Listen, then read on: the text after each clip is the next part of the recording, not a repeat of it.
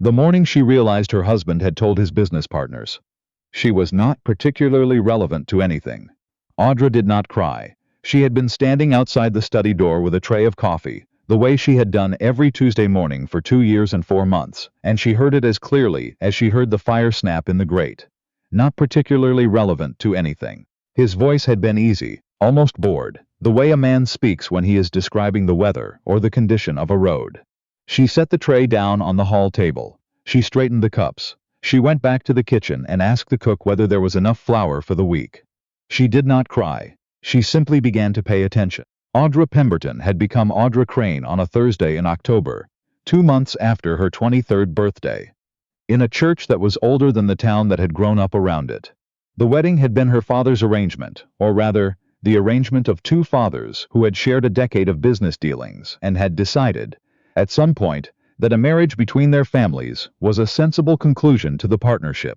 Her father had put it to her gently, with the particular gentleness of a man who has already decided and is only asking as a courtesy. She had said yes. She had not known what else to say. Crane Industries had been built by Edmund Crane's grandfather and expanded by his father, and it sat in the Crane family the way old furniture sits in a house, present so long that no one thinks to question whether it suits the room. Edmund himself was 31, broad-shouldered, contained. He was not unkind to her. He shook her hand on the morning after their wedding, as though they had concluded a reasonable negotiation. And he told her the house ran itself mostly, that she should feel free to involve herself wherever she felt useful. She had stood in the doorway of the Crane house. Grayfield it was called, a name that described both its color and its personality, and understood that she had come to live in a place that did not require her. Her mother-in-law, Mrs. Dorothea Crane, had offered her a tour of the house the first afternoon. It had been a thorough tour, precise and informative, and at the end of it Mrs. Crane had said, with the warmth of someone citing a household rule, "Edmund does not care for disruption. He never has. You will find things go smoothly if you simply allow them to continue as they are." Audra had smiled and said that seemed very sensible. She had her own sitting room, a bedroom that adjoined Edmund's through a door that was used on occasion, and then not. A garden she was told she could do with as she liked, and a household staff of 7, who had worked at Grayfield long enough that they needed no instruction from her. She was, in every practical sense, unnecessary. She spent her first winter learning the shape of the silence. Edmund left early and returned late. He ate dinner with her 3 or 4 evenings a week, and those dinners were not unpleasant. He was a capable conversationalist when he chose to be, interested in current affairs, occasionally funny in a dry and offhand way. But the conversation was always general. He never asked about her day. She had learned quickly enough that her days did not present material he would find interesting. She wrote long letters to her sister, Dorinda, who had married a man in Philadelphia and seemed genuinely happy, which Audra found both heartening and difficult to look at directly. She read. She learned to identify every tree on the Grayfield property by name, which took her through most of February. In March, she found the ledgers. They were in the estate office. A room she had been told contained household accounts, which she had assumed were being managed by Mr. Pell, the steward. Mr. Pell was managing them, after a fashion. She discovered this when she noticed, quite by accident, that the quarterly coal delivery had been invoiced at twice the market rate for 2 consecutive years. She mentioned it to Mr. Pell. He told her, with the practiced patience of a man accustomed to managing the mild concerns of ladies, that these things were quite complicated and she needn't trouble herself. She thanked him and went back to her sitting room and wrote down what she remembered and spent the next 3 evenings going through everything she could access. By April she had identified 4 separate instances of invoice inflation and 1 unexplained quarterly payment to a supplier who did not appear in any other Crane record she could locate. She did not take it to Edmund immediately. She took it to Mr. Whitfield, the Crane family solicitor, whom she had met at the wedding, and who had struck her as a man who was interested in accuracy for its own sake. Mr. Whitfield looked at what she had brought him. He was quiet for a long time. Then he said, "Mrs. Crane, how did you come to notice this?" "I was bored," she said. He looked at her over his spectacles. "I see I have quite a lot of time," she said. He was quiet again. Then he said, "Mrs. Crane, may I ask, does your husband know you've looked into this?" "No," she said. Mr. Whitfield straightened the papers. "I think," he said, "that you should let me handle the immediate matter, if you're willing. And I think, if you're willing, I would value your input on some other accounts that have been troubling me." It was the first time in 11 months that anyone had said they would value her input on anything. She said she was willing. Edmund, meanwhile, was having the kind of year he was accustomed to having. Business was good. He had a standing dinner engagement with Harlan Foster and 2 other men on the first Wednesday of each month, and these dinners were the social occasion he most enjoyed. 4 men who understood the same things, spoke the same language, and did not require explanation. It was at one of these dinners, in the 2nd year of his marriage, that Harlan had asked about the new Mrs. Crane. "She seems very quiet," Harlan said. Edmund had refilled his glass. Is she settling in?" Edmund had thought about this for a moment, and then he had said, easily, without particular intention, the way a man says things when he is comfortable and not thinking carefully, "Audra does well enough. She's not really suited to very much beyond the drawing room, but she manages." Harlan had moved the conversation along. Edmund had not thought about it again. This is the thing about certain kinds of cruelty. They require no malice. They require only the particular blindness of a man who has never been asked to look. Audra had not been standing outside the study when Harlan asked that question, but she had heard other versions of it. She had seen the expression on Mrs. Crane's face at dinner parties when a guest asked Audra something substantive and waited for her answer. She had understood the shape of what Edmund thought of her even before she could have found the words for it. And then one Tuesday morning, she heard it stated plainly, in the calm voice of a man, stating a fact about something unimportant, and she set the coffee tray down on the hall table and straightened the cups. She did not rage. She did not confront. She simply looked at the life she was living and decided, with the same quiet precision she had applied to the Crane accounts, to start building a different one. She had been working with Mr. Whitfield for 8 months by then. The accounts were in better order. The inflated coal invoices had been quietly resolved, the supplier replaced, the overcharges recovered in the renegotiation of the next contract, without any need for Edmund to be troubled. Mr. Whitfield had begun including her in his review of estate matters as a matter of course. He had introduced her to Mr. Garvey, who managed the tenant farms on the eastern edge of the Crane property, and Mr. Garvey, after initial skepticism, had found that she had useful things to say about the drainage situation that had been diminishing yields for 3 seasons. She had also quietly written to her own solicitor, the one who had handled her father's estate, a man named Aldous Webb, who had known her since she was 12, and asked him to advise her on what she owned independently of the Crane household. Her father's settlement had been more substantial than she had been told at the time of the wedding. She had not made any decisions. She was simply learning the shape of the situation the way she had learned the shape of the silence in that first winter. Mr. Whitfield, for his part, had begun to understand that Mrs. Edmund Crane was one of the more capable people he had encountered in 30 years of estate law, and that this was a fact known to almost no one. "You could do this professionally," he told her once, after she had identified a structural flaw in a proposed land lease that he had read 3 times without catching. "If circumstances were different." "Circumstances are what they are," she said. "For the moment," he said, and went back to his papers. The change that Edmund noticed first. The one he noticed and did not understand, which is the kind of change that begins to work on a man without his knowing, was that the tenants began coming to the house differently. They had always come, of course. Grayfield was a working estate, and there were always matters requiring the landlord's attention. But before, and Edmund could not have said precisely when before ended, they had come with their hats in their hands and their requests carefully phrased, the way men present themselves when they expect to be managed rather than heard. Now they came and asked for Mrs. Crane. The first time Edmund noticed this, he was returning from a ride and found Cooper Garvey's eldest son waiting in the drive. He had asked what he needed. The young man had said, with perfect politeness, that he had a question about the mill access road, and that Mrs. Crane had asked him to stop by. Edmund had gone inside and not mentioned it. The third time, he asked Mrs. Penworth, their housekeeper, whether there was something he should know about his wife's arrangements.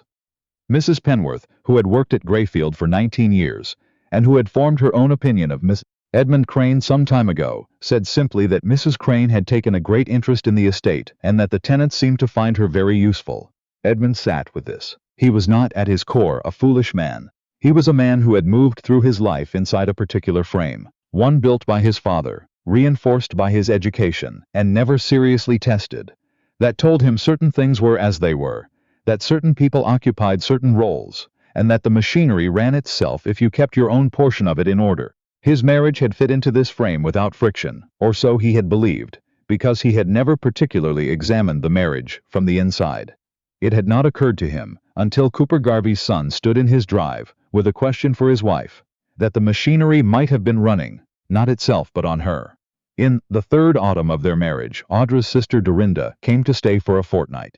Dorinda had their mother's way of seeing things directly and saying them only slightly less directly, and she had observed Greyfield and its inhabitants for approximately 4 days before she found her sister in the garden one morning, and said, "Audra, are you all right?" It was not quite a question. "I'm well," Audra said. "You're doing everything," Dorinda said. "I've been watching. You run this place." "Does he know?" Audra pulled a dead stem from the rosebush she was tending. "I do quite a lot," she said. "He's busy." "Audra, I'm not unhappy," Audra said, which was true in the way that many true things are incomplete. Then she said, "Father would have wanted better than this for you." "Father arranged this for me," Audra said, without bitterness. "He thought he was doing a good thing." Dorinda stayed her fortnight and then returned to Philadelphia, and she wrote to Audra afterward that she had not stopped thinking about the conversation. Audra wrote back that she appreciated the concern, and that she was quite all right. She folded the letter. She looked out the window at the Greyfield Drive, bare-treed in November, and she thought, "I have been quite all right for 3 years. I have been managing, and surviving, and being useful in ways that cost me considerably and are not seen, and I have told myself this is marriage and this is what I agreed to." She thought about the dinner she had not been at, the voice she had heard through the study door. Not particularly relevant to anything, she thought. "I have 2 choices. I can continue, or I can stop." She did not decide that night, but something settled in her, like a door that has been moved slightly off its latch by the wind, and then, on a quiet evening, swings open on its own. She told Edmund on a Tuesday she was aware, in some dim way, that this was the same day of the week, the same tray, the same time, that she would be spending a week in Philadelphia visiting her sister. He had looked up from his correspondence. "Of course," he said. "Is everything all right?" "Everything is fine," she said. "I simply need some air." She spent a week in Philadelphia. She had 3 meetings with Aldous Webb, who had corresponded in advance with Mr. Whitfield, and by the end of those 3 meetings she understood exactly what her position was, what her resources were, and what her options amounted to. On the last evening, Dorinda's husband Prentice, a solid, kind man who had been careful not to make Audra feel observed, said, over dinner, that she seemed clearer than she had when she arrived. "I am," she said. "Good," he said, and that was all. She returned to Greyfield. She was present and courteous, and she continued to do the work she had been doing, because the tenants depended on her, and she was not willing to abandon them for the sake of her own convenience. But she had made her decision, and it sat in her now like a stone in still water, settled, quiet, and permanent. The thing that broke Edmund open, in the end, was not a confrontation. Audra had not arranged one. It was smaller than that, and therefore harder to dismiss. He had ridden out to the Garvey farm in late November to look at the drainage channels that had been repaired over the summer. The first time in 3 years he had ridden that particular stretch of the estate, and Cooper Garvey had met him in the yard and spoken to him with the particular warmth of a man who is grateful. And Edmund had said, somewhat at a loss, that he was glad the work had been useful, and Cooper had said, "It was Mrs. Crane thought of it, sir. 3 years we'd been losing a quarter of the eastern yield to that water problem, and she came out herself and looked at it and figured it needed to come from the north slope. We didn't believe her at first, beggin' your pardon. But she was right." Edmund had ridden home in the early dark. He stood in the front hall of Greyfield for a moment before he removed his coat. He could hear, from the direction of the estate office, the low sound of voices. Audra and Mr. Whitfield, who had apparently come out from town. He stood and listened to the sound of his wife working. He thought, how long has this been happening? And then, which was worse, how long have I not been looking? He asked her that evening, at dinner.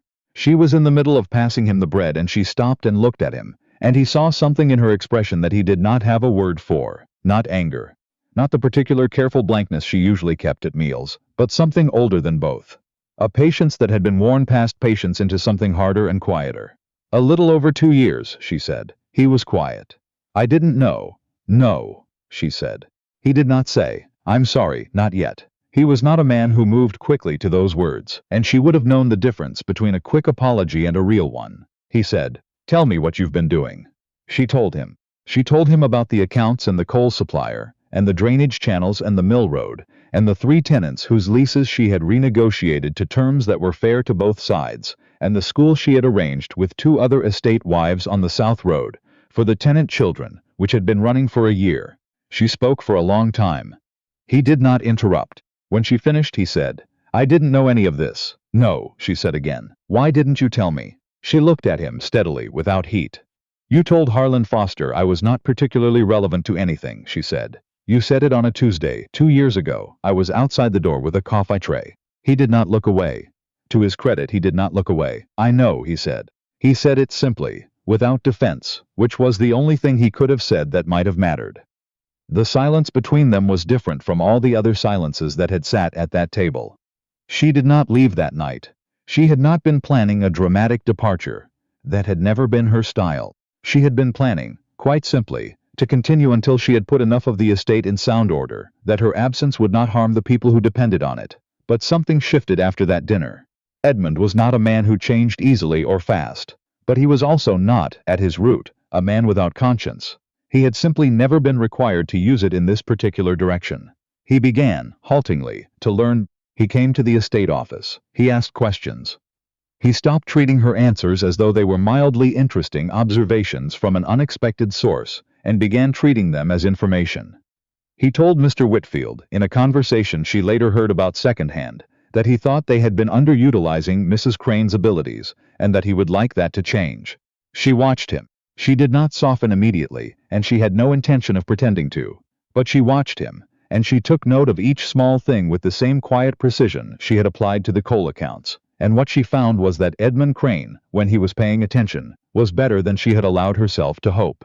Mrs. Crane, his mother, noticed the change. She came to Audra one afternoon in the new year and said, in her precise and careful way, that she thought Audra had done very well with a difficult situation.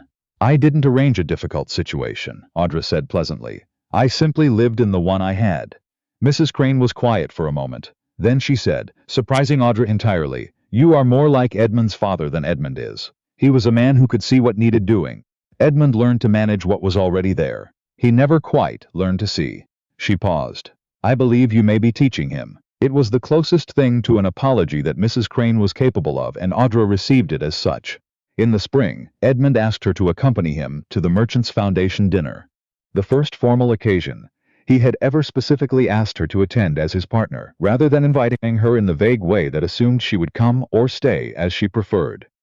She had a blue gown that she had bought 2 years ago and never worn. She wore it. They arrived together, and something had shifted in the way Edmund moved alongside her. Closer than he needed to be, attentive in a way she had not felt from him before. When his colleague Harlan approached and began to speak with him, Edmund put his hand briefly at the small of her back and said, "Harlan, I don't believe you know what my wife has been doing with the Grayfield estate." Harlan looked politely attentive, and Edmund told him. He told him about the drainage channels and the accounts and the school and the renegotiated leases, and his voice as he spoke was not the voice of a man presenting a curiosity. It was the voice of a man who is proud, and who is aware that the pride is arriving somewhat late, and who has decided that lateness is no reason for silence. Harlan said, "I had no idea, Mrs. Crane." "Most people don't," she said.